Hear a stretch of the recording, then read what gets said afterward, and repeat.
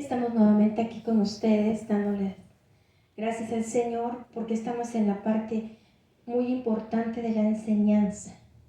Porque muchas veces nosotros decimos, y el amor de Dios, porque yo he entendido que lo más grande de Dios es su amor.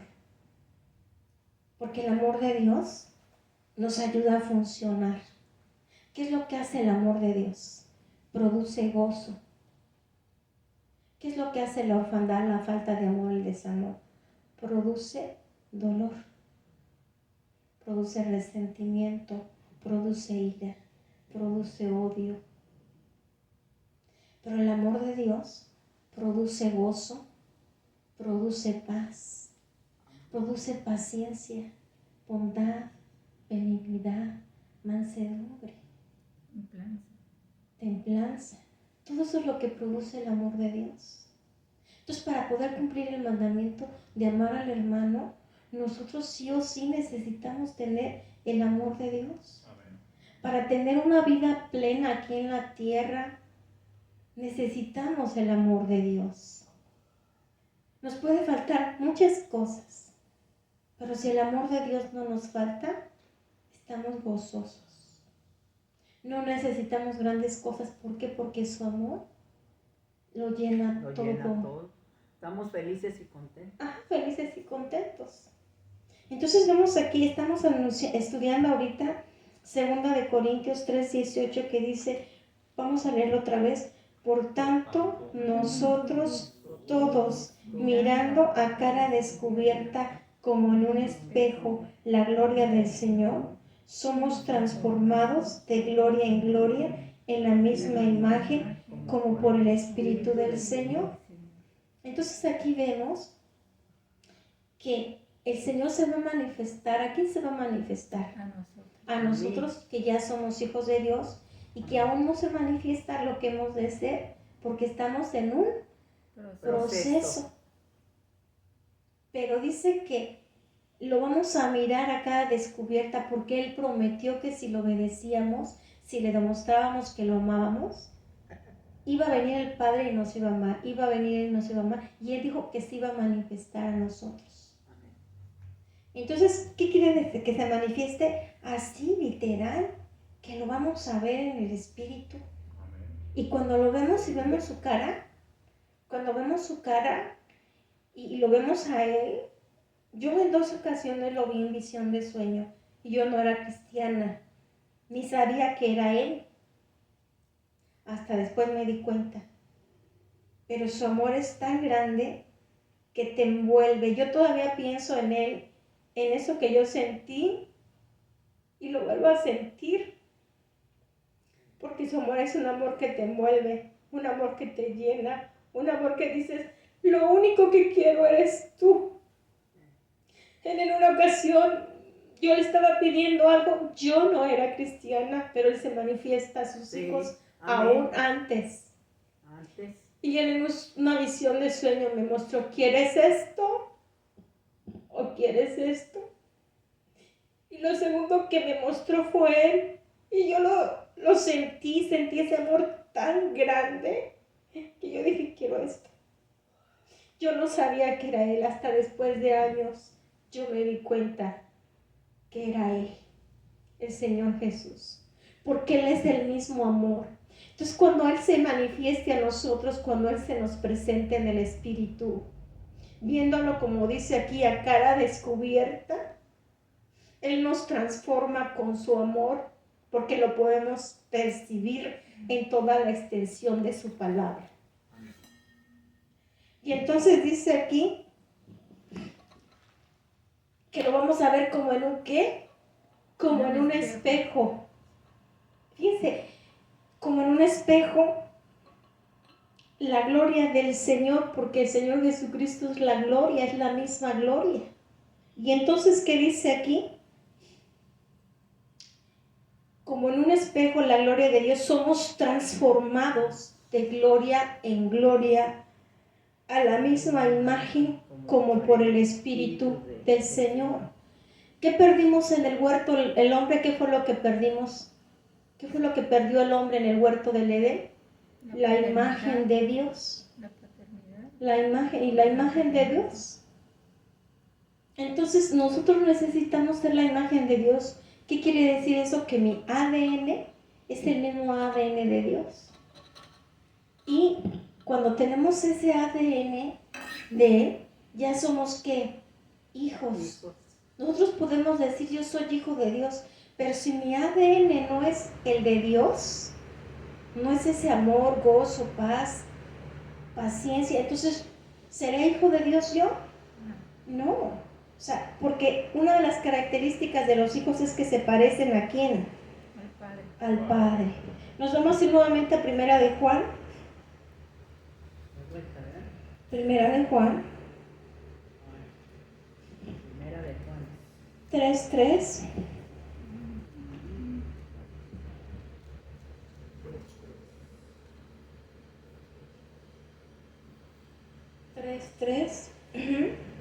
Y dice, y todo aquel que tiene esta esperanza en Él, se purifica a sí mismo, así como Él es puro. ¿Quién tiene esperanza de que esto suceda? Yo. ¿Y qué es lo que dice que tenemos que hacer? Purificarnos. Cada uno tenemos que buscar purificarnos. ¿Qué quiere decir? Preguntar al Espíritu Santo qué está todavía mal en mí. Y Espíritu Santo, aplasta esto, yo esto no lo quiero, yo no lo quiero. Y pensar que eso se está crucificando, que eso ya no lo tenemos, renunciar, todo lo que necesitamos hacer. ¿Y quiénes lo tienen que hacer? Nosotros mismos. Aquí no es de que alguien más lo haga, yo lo tengo que hacer. Dice el 4, todo aquel que comete pecado infringe también la ley, pues el pecado es infracción de la ley. O sea que quebrantamos la ley cuando pecamos. O sea, nos está diciendo primero eso, ¿verdad? Vamos al 5, dice, y sabéis que el que apareció para quitar nuestros pecados, y sabemos que Él, ¿quién? Jesús. Ajá. Jesús apareció para quitar ¿qué? Nuestros pecados, y no hay pecado en Él. Entonces dice ese versículo 5, y sabéis que Él apareció para quitar nuestros pecados y no hay pecado en Él. Entonces Jesús vino ¿a qué?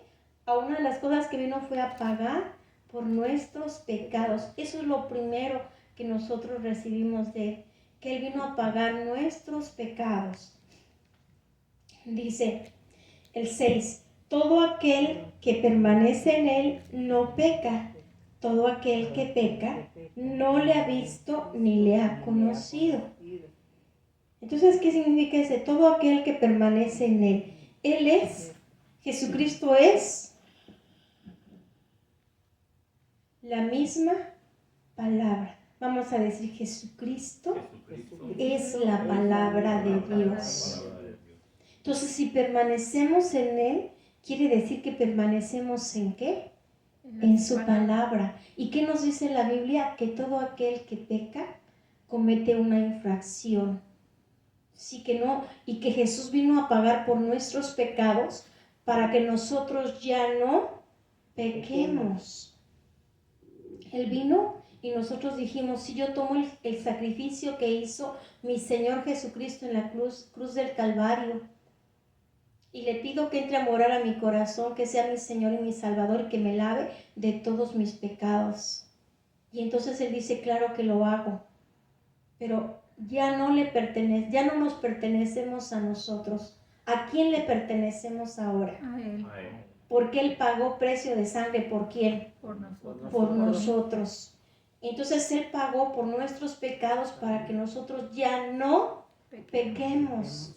¿Qué necesitamos? Necesitamos conocer su palabra para que entonces no infringamos esta ley, porque por no conocer la palabra de Dios podemos infringir la ley. ¿Estamos de acuerdo con eso? Amén. Amén. Entonces tenemos que ponernos listos, como diríamos en México, buzos. Ponernos las pilas. Sí, ponernos las pilas, de estar atentos, porque ya no podemos pecar.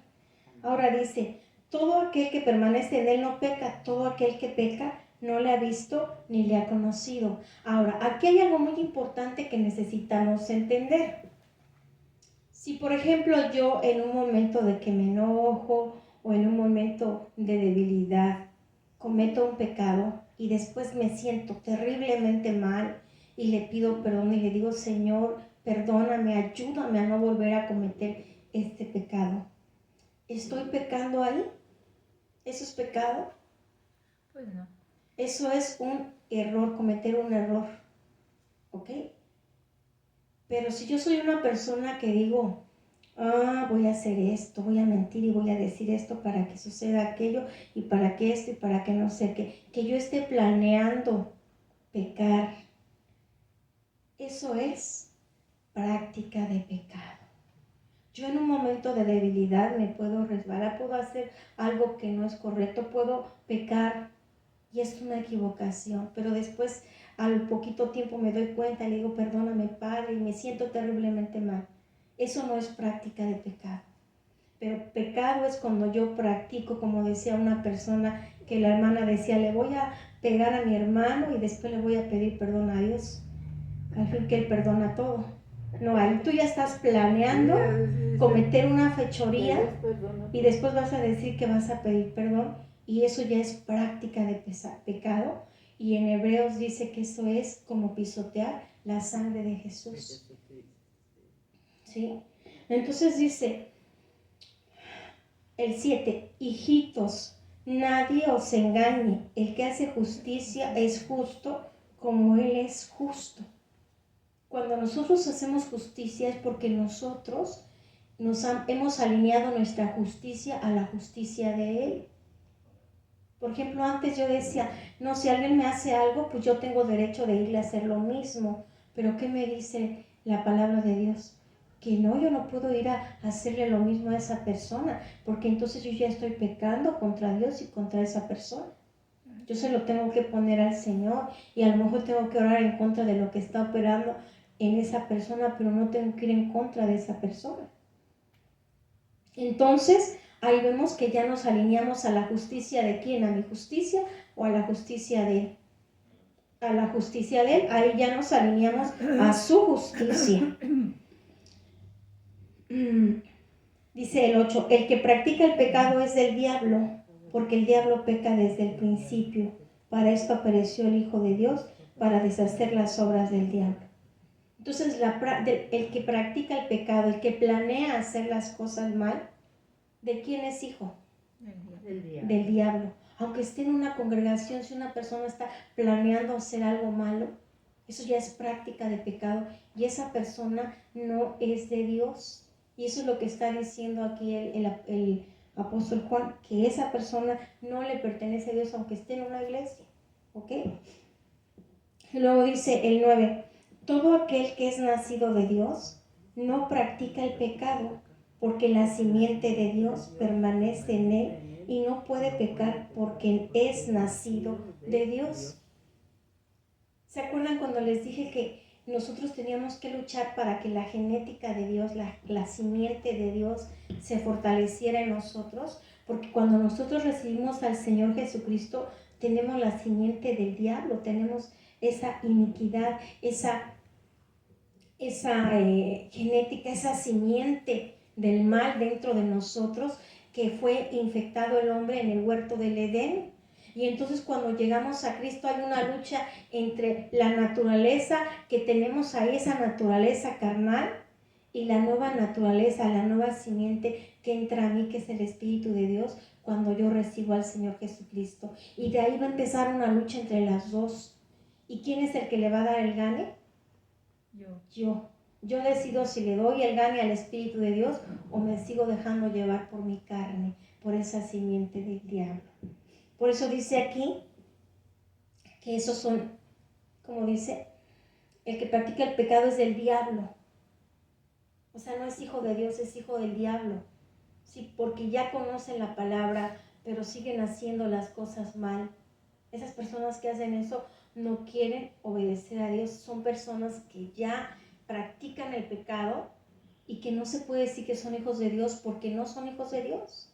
Porque dentro de ellos decidieron dejar que la simiente caída, que tenían cuando llegaron al Evangelio fuera la que creciera y no la del Señor, no la del Espíritu de Dios.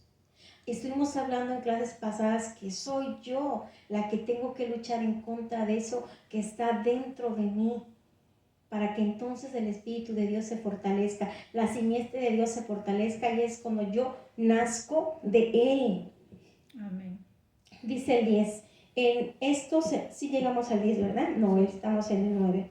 En el 9. En el 9. Estamos en el 9. Así ya dijimos que es nacido de Dios. ¿Por qué no puede pecar el Hijo de Dios? Porque es nacido de Dios, porque ya tiene la simiente de Dios en él. ¿Ok? Acuérdense que esas dos simientes, la simiente de Dios y la simiente del diablo, van a estar luchando hasta que finalmente una de ellas sea la que prevalezca y la que quede en el creyente, en la persona. ¿Ok? No hay ninguna duda aquí.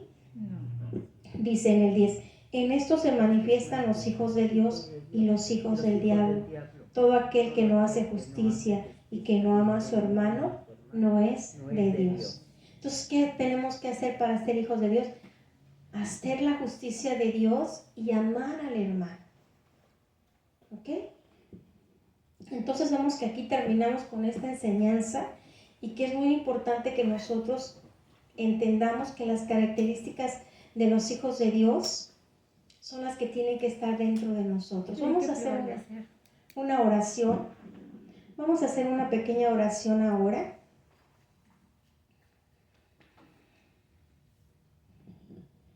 Vamos a cerrar nuestros ojos y vamos a inclinar nuestra cabeza. Vamos a pedirle al Espíritu de Dios que nos ayude.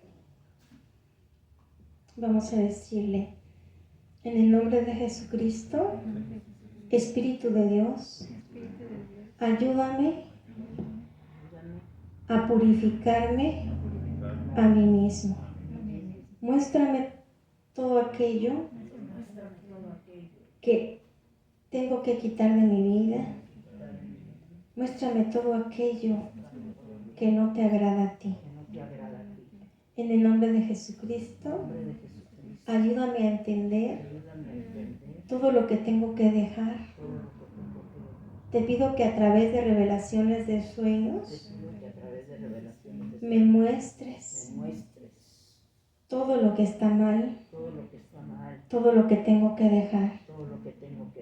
Enséñame a fortalecerme en mi Señor Jesucristo y en el poder de su fuerza.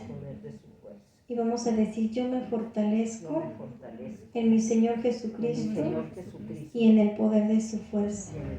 Yo me fortalezco en mi Señor Jesucristo y en el poder de su fuerza. Yo me fortalezco en mi Señor Jesucristo y en el poder de su fuerza. Yo me fortalezco en mi Señor Jesucristo y en el poder de su fuerza.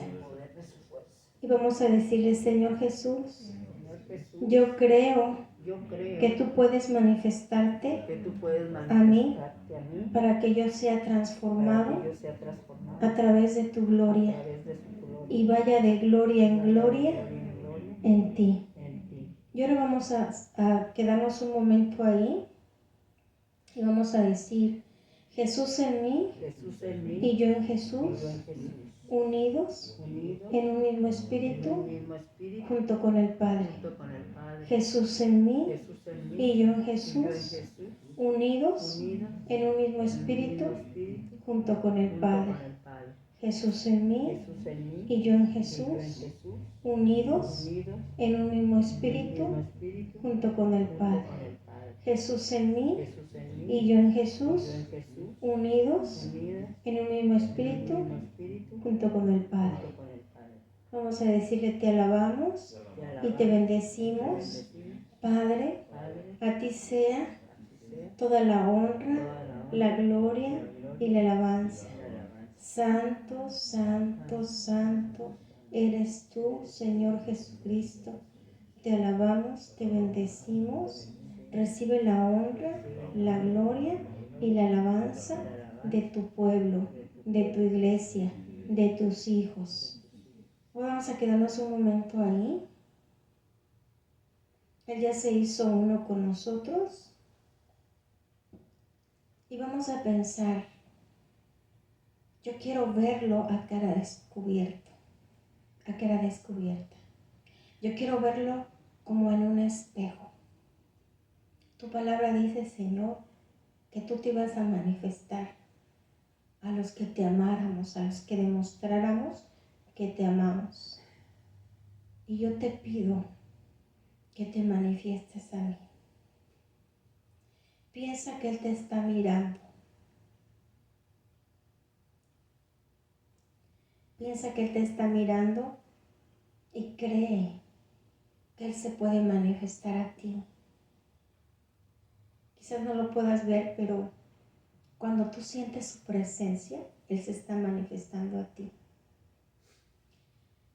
Dile que tú quieres verlo a cara descubierta. Vamos a decir, Señor Jesús, Señor Jesús, sé que tú te estás manifestando manifestando. a mi vida.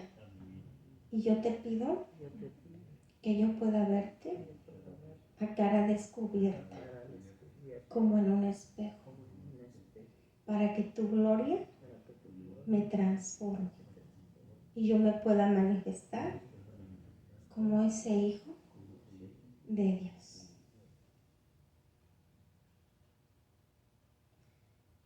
Una de las cosas que necesitamos hacer es pasar tiempo pensando en Él, pensando en esa mirada, pensando en que Él se manifieste a nosotros, para que su gloria nos transforme. Y en el nombre del Señor Jesucristo, Padre Celestial, que esto que hoy hemos aprendido quede en nuestros corazones y que esta semana tengamos tiempo en el cual nosotros te pidamos que te manifiestes a cara descubierta como en un espejo, para que tu gloria nos transforme y podamos manifestarnos como esos hijos de Dios.